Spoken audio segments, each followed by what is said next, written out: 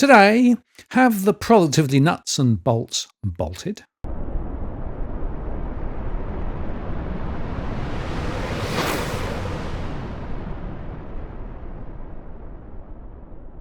Hello again, it's Martin North from Digital Finance Analytics, where I'm latest post covering finance and property news. Well, Australia does indeed have a productivity problem, along with many other Western economies.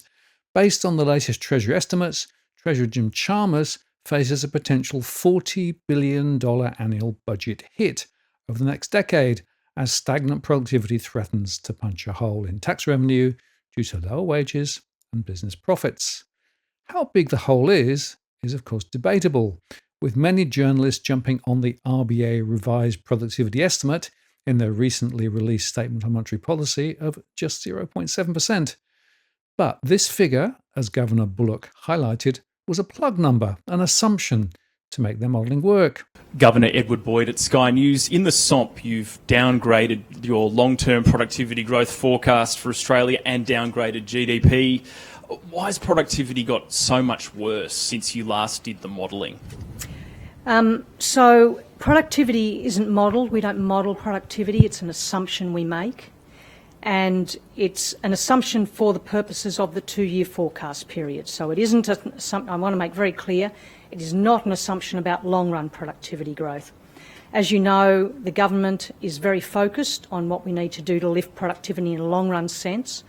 So this downgrade is not saying anything about long-run productivity. It is simply saying that for the purposes of our forecast period, we think that the productivity assumption needs to be a bit lower. Interestingly, one of the reasons we've come to this position is that our forecasts were such that we were hitting our employment and our inflation forecasts, but we were overestimating our GDP and our consumption forecasts. So there was a tension in the forecast. Why were we hitting our targets when we weren't hitting? And part of the solution to that was that the productivity assumption was a little too high. So again, I want to just make the point that it's an assumption. It's for the purposes of the forecast period only, and it says nothing about the long run, which is a whole other ball game. Governor Bullock, Jack Quayle from The Australian, just with that 0.7% assumption, I guess what's the risk that, again, that that assumption is a bit heroic? You sort of touched on this in the statement on monetary policy, but given we do have flatlining productivity growth at the moment, is there a risk that you've overcooked these assumptions again? And if so, what's the risk that if they're not borne out? Well, if they're not borne out, again, what we'll probably see is that we'll be overestimating growth and potential supply again. You'll notice in the forecast that the implication of this, it doesn't actually have implications for inflation because the output gap isn't changing. It's just we're lowering the potential growth rate and therefore so that's possible.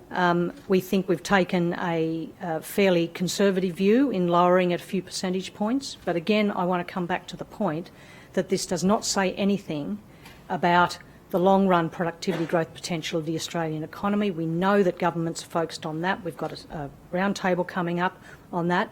And I think that needs to be the focus. The Reserve Bank can't do anything about that. All we can do is assume what the productivity growth rate will be. So it's an input into their models, not a carefully crafted output, something missed by so many other reports on the RBA rate cut decision. Elsewhere, Treasury forecast productivity growth will rebound to an improbable 1.2% a year over the next decade. That's well below trends from past decades, according to a Treasury reform paper published to inform the upcoming economic summit. 1.2% of GDP equates to about $30 billion over, let's say, the next 4 years. Treasury said government spending on debt interest, the $52 billion National Disability Scheme, defence, health, aged care and childcare was putting pressure on the budget. Over time, without government intervention, bracket creep will also result in rising average tax rates. Treasury said high effective marginal tax rates, including means testing of benefits, can disincentivize labour market participation and savings and discourage investment in skills. These effects may be particularly pronounced for second earners, often women. The top 30% company tax rate was relatively high, they said, by international standards, backing calls from business groups to cut them. Company tax settings can also distort business decisions and disincentivize investments, which can result in lower productivity, fewer jobs, and lower wages, the Treasury said. Only 16% of Australians aged 70 and over paid income tax in the year 2022 to 23. That's down from 30% in the 1990s, Treasury said. Tax breaks for superannuation and capital gains disproportionately benefited higher earners, and labour income was subject to higher tax rates, Treasury said. Inconsistent taxation of passive income is also distorting how and where people save and creating opportunities for tax planning, Treasury said. A chart produced by Treasury highlighted that tax breaks on superannuation contributions and earnings, as well as the 50% capital gains tax discount for assets, including property and shares, held for more than 12 months, overwhelmingly benefited the top 20% of earners. Indirect taxes, including the GST and excise equivalent duties, have fallen from 29% to 22% of total tax take over the 20 years to the year 23-24. This trend is expected to continue as technological developments and changing consumer preferences erode the fuel and tobacco excise bases, Treasury said. Now, of course, the high tobacco tax has now pushed sales into the black market, as official numbers from the ABS on Tuesday showed that spending on smoking and drinking has dropped to a third of what it was as a share of total family spending just 3.5 years ago. As Chris Richardson said on X recently, to be more exact, we got the taxing of tobacco spectacularly wrong. That meant our policies have subsidised the fastest increase in the revenue of organised crime that Australia's ever seen. Even better for the Crims, the downside of getting caught with their illegal cigarettes is still mostly a fine rather than jail time. And the black market that our policies created has made smoking way cheaper, meaning that many Australians, and especially low-income Australians, are now smoking and vaping more rather than less. And the estimates the resulting hole in the federal tax take is around $10 billion a year. This doesn't grab the headlines, he said, but it certainly should. After interest on debt, the NDIS was the second fastest growing spending pressure in the budget, even allowing for government plans to reduce growth to 8% a year from 14% 3 years ago. However, this is still faster than nominal GDP growth, the Treasury said.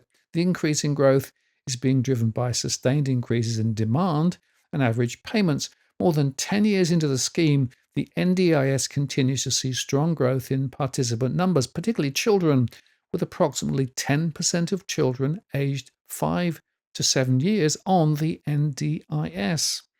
All up, unless the government either cuts spending or increases other taxes, the income tax burden will fall on a shrinking share of the population of working age as more people retire, Treasury warned.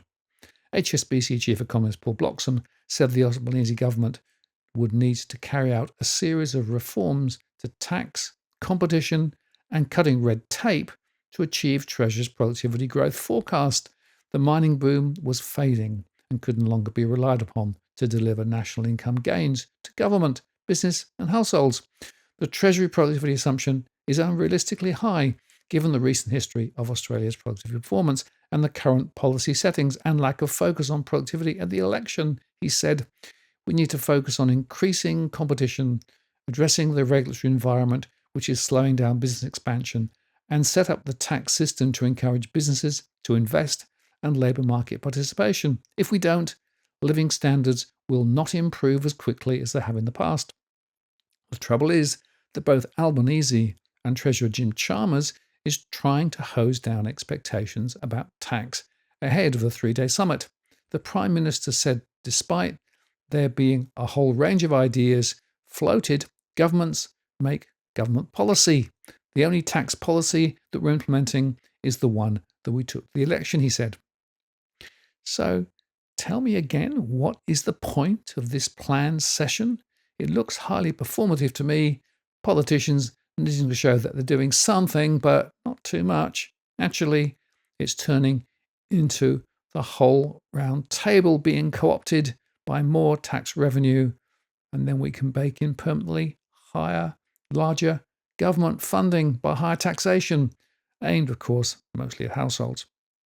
Now, if they wanted to tackle the productivity problem, they could do so at a stroke of a pen by reserving gas for the East Coast, which would immediately drive down power prices, which are so high at the moment that they are strangling many businesses, with manufacturing going offshore and households in a world of pain, as I discussed yesterday. They should cut migration to match the current real rate of new home builds and not lift student intake by another 25,000. And they should look to a windfall tax on large corporates. For example, CBA reported today an obscene record annual profit of $10.25 billion on stronger home and business lending, given it firepower to lift investment in AI, including a new partnership with ChatGPT pioneer OpenAI. The Finance Sector Union, which labelled CBA's profit as obscene, criticised the bank for offshoring jobs to India as more AI is introduced. CBA confirmed that 700 of the 2,000 additional IT engineers that it had hired over the past year are working from its facility in Bangalore. The company, which represents about 12% of the value of the ASX 200, will pay a final dividend of $2.60 per share, bringing the total dividend per share to $4.85 fully franked. The group also extended its share buyback. The lack of positive surprises in the result or guidance for the year ahead disappointed some investors and analysts who have argued that the bank's share price is overvalued. CBA shares have risen almost 1/3 over the past year but fell over 5% on Wednesday. CBA's home loan book grew by 6% to $600 billion, and 2/3 of those were written through CBA's proprietary channels rather than mortgage brokers. But CEO Matt Commons said brokers remained an important distribution channel, and its subsidiary Bank West had been remodeled to appeal to brokers. Business loans were up by 11% to $161 billion as it takes on National Australia Bank, which dominates that space. Transaction accounts for retail customers and businesses also ticks higher. But while CBA's underlying net interest margin, which is a measure of the difference between the income generated from its credit products against the interest paid to its deposit holders, was 2.08%, up 9 basis points on the 2024 year, depositors are being squeezed again. And the bank's chief financial officer, Alan Doherty, said deposit pricing had emerged as the single biggest headwind on margins amid increased competition from Macquarie. We will continue to see competitive pressure on margins, he said. And meanwhile, the ABS data on Wednesday continues to paint a concerning picture, with the number of new investment loans up by 3.5% in the June quarter, while new owner-occupier loans rose by just 0.9%. June's quarter overall rise in home loans followed a fall in the March quarter. Through the year, growth was more subdued at around 0.2%. That said, lending activity is still at a relatively high level. While there were rate cuts in February and May, we won't see the full impact of those on the new home lending activity until later in the year, the ABS said. But we continue to see average loan sizes rising as more of the Australian economy is reduced to a housing cipher, sucking momentum from the rest of the economy. Oh, and the ABS also revealed that the wage price index rose 0.8% in the June quarter 2025, and that relates to 3.4% annually, according to seasonally adjusted data released. Annual wage growth for the June quarter was unchanged from the 3.4% in the March quarter, but was down from the 4.1% growth at the same time last year. The WPI rose 0.8% in the June quarter, lower than the 0.9% in the March quarter, and the share of wage changes greater than 4% declined since this time last year. The smaller proportion of jobs with large wage increases has contributed to lower overall wages growth, they said. Seasonally adjusted quarterly private sector wages rose just 0.8% in the June quarter, while public sector wages rose, guess what? 1%.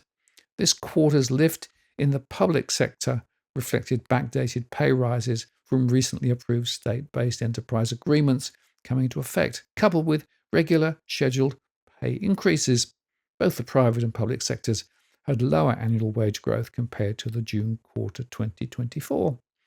Wages in the private sector grew 3.4% over the previous 12 months. That's lower than the 4.1% recorded in the year to June 2024.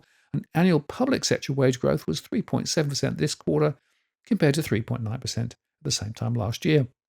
Now, Chalmers tried to put lipstick on a pig here, saying the fact that on average wages had increased 3.4% over the past year was, quote, very pleasing. Yesterday, we saw the third interest rate cut in the space of 6 months, providing meaningful cost of living relief for millions of Australians who are still under pressure, he said. We welcome that decision taken by the independent Reserve Bank, the third interest rate cut in 6 months, because it will take some pressure off the millions of Australians with a mortgage. Today's very pleasing, very encouraging wages data should be seen in a similar light, he said. If you look right across the board, we're making very welcome, very encouraging progress on some of the issues in our economy. We've got inflation down very substantially. Now interest rates are falling as a consequence. Unemployment has been very low. Our real wages are growing strongly, the strongest in around 5 years. We've got the debt down and we're paying less interest on that debt as a consequence. And Chalmers said that while next week's round table will also touch on budget sustainability, he said the focus will remain on productivity. The major focus is on productivity because we want to lift living standards and we want people who work hard to be rewarded for the effort. That's why real wage growth is so important. Well, the focus in the words is right, but it's a pity that words and figures appear to differ. I'm Martin North from Digital Finance Analytics. Many thanks for watching, and I'll see you again next time.